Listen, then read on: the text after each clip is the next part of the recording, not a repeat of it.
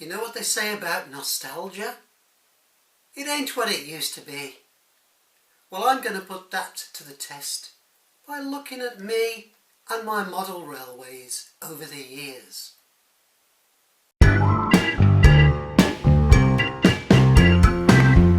We're going to start on S-Bay today, so I can run some DC locos, very, very old ones.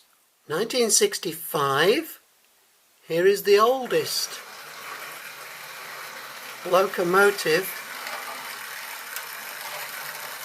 Oh, you're seeing double, there are two of them. They're going nicely slowly there, wouldn't you say?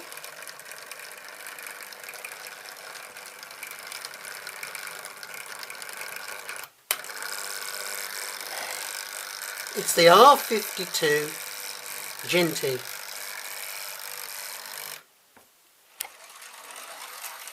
E3004 is here.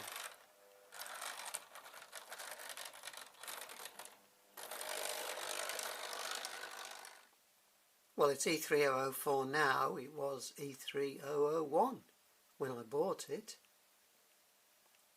or had it given to me as a present, more likely, back in 1965. And of course you have to have, don't you?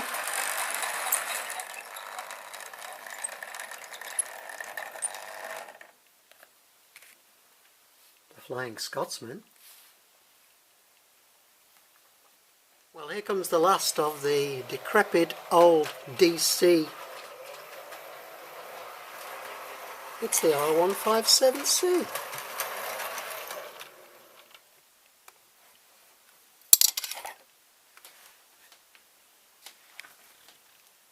So this is what I had as a boy, and I've kept them all, except for the R54.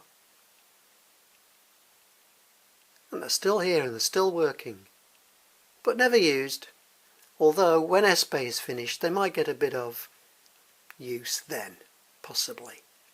I'm setting up S-Bay to be usable in DC or DCC mode. You're thinking I forgot the HiMech. Well, I didn't really. I left the HiMech out because this has been digitalized with a decoder and runs on Northway acceptably. But this is another one which came from 1965-ish.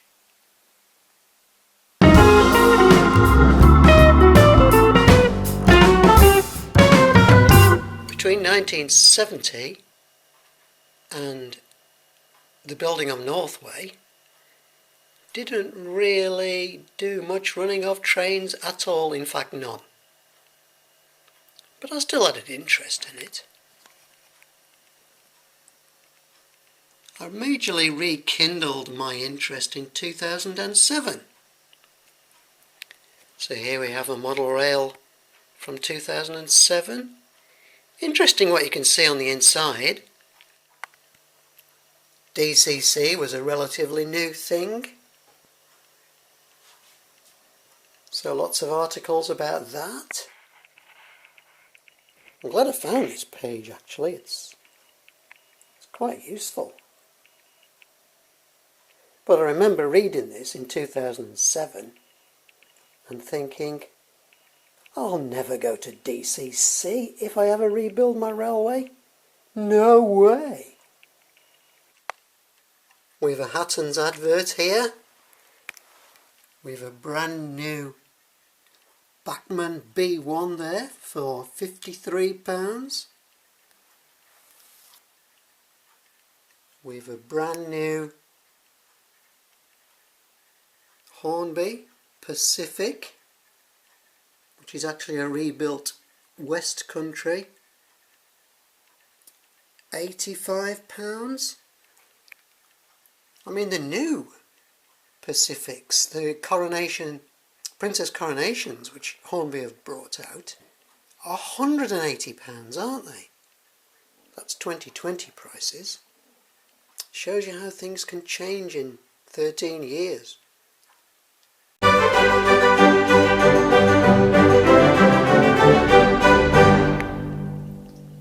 here's all my old track. The Super 4 Triangle Hornby track. In 2012 I had decided I was going to rebuild the layout I had in 1965. And I got all this track out. It had been in the loft for many, many years. It's still here. Nobody wants it, of course. It is actually not very good. Solidly built, but it's not to scale. And the modern trains struggle over the point work. Once I decided in 2012 that I was going to rebuild the layout, I bought these two locomotives. So on the left we've Britannia, the Class 87, 87004, and on the right with the Class 86 Phoenix 86219. I'd seen Phoenix in toy shops over the years and thought, you know, one day I will own one of those. And how right I was.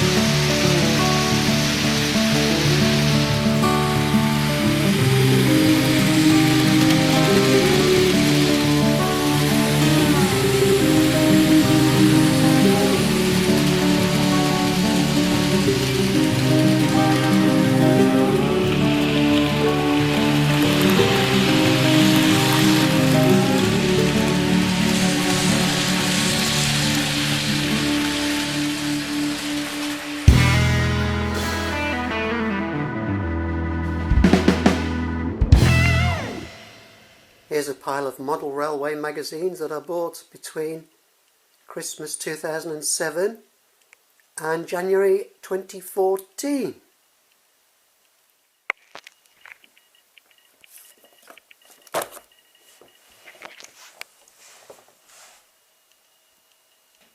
This one from June 2008.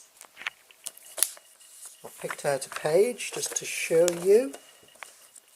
Inside is an article about the Bachmann Dynamis controller, and it wouldn't fill you with optimism. I mean, the display looks pretty naff. It says here, how many locomotives can be stored in the memory? 40. Well, it's not enough. And the price, 120 quid.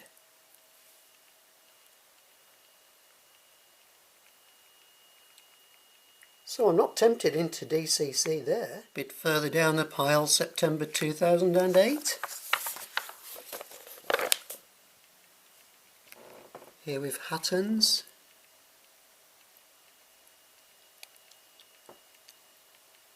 Elite controller. £126. And all the buttons you have to press just to get one locomotive to work. But then, January 2014, my life changed when I saw this, the E-Link. It connects to a laptop. You can control everything. Your locomotives, your signals, your points.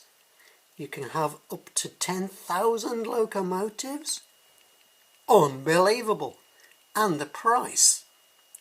Hattons were offering the E-Link plus Railmaster for 60 quid. What's more, you can put lights on your locomotives, you can have sound on your locomotives, you can operate locomotives separately. Well, I was sold to DCC.